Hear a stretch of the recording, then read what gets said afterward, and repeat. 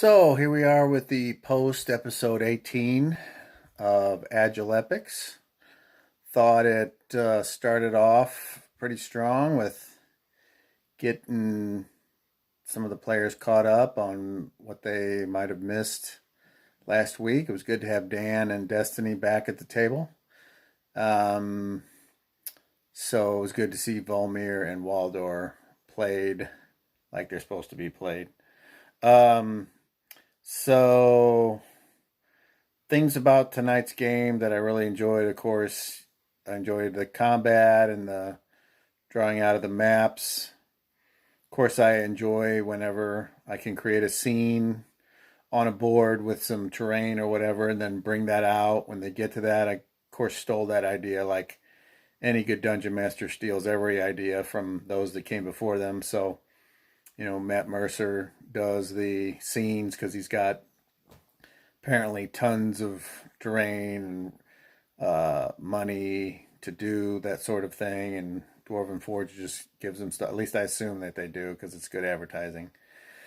So I do what I can on my limited budget, but if you saw the playing field tonight, I thought it was fun with the tree room, and they had the mushroom guys kind of out doing whatever they were doing ahead of time, and so I really enjoyed that. I enjoyed setting the mood for that particular room, and I like the low light and the way some of the characters couldn't see that well in the low light. It gives the demi-humans a better chance to shine.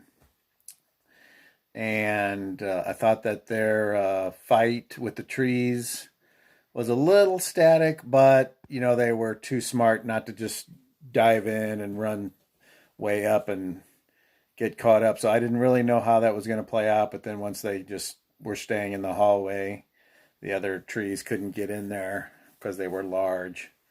So, they took their lumps, but they managed to defeat what they needed to defeat. And then obviously near the end, spoilers, they were able to see Batulus, the Dragonborn assistant to Locutus, and he told them it was the end and they should go.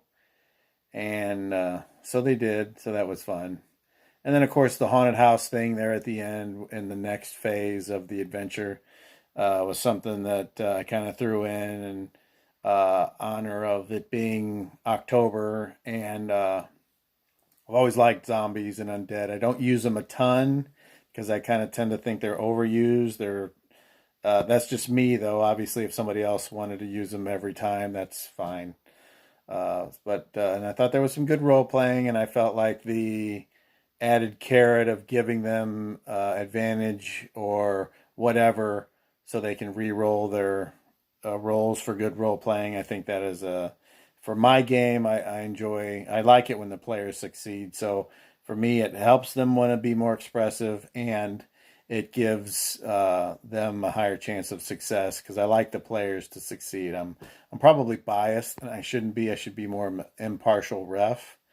But we all know it's D&D and it's all made up, and all you can do is try to make a fun experience. And it doesn't always have to be balanced, but they do need to feel as though their choices matter. So that's kind of the way I like to do it. So anyway, I hope that if you watched any of the game, you enjoyed it. If you have any ideas or theories or comments about any of the players or me, put them in the description below here. Like and subscribe. If you liked it, hit that like button. If you really liked it, hit the subscribe button. I'm stealing that from Steve Dangle. Anything else? I hope you have a great weekend.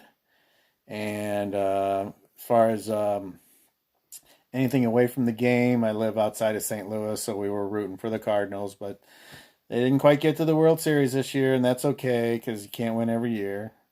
So it was just fun having some extra exciting games at the end.